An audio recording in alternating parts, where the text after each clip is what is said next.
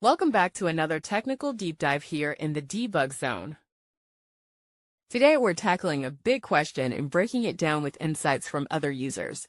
Hopefully this clears up some misconceptions and helps you get the answer you need. So buckle up, stay a little curious, and let's jump right in.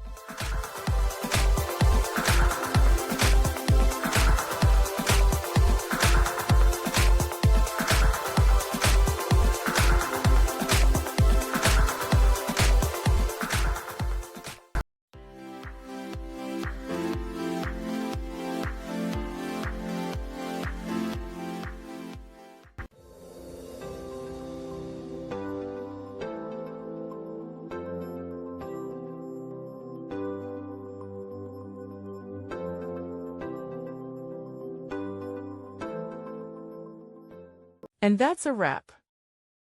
I hope you found the answer you were looking for.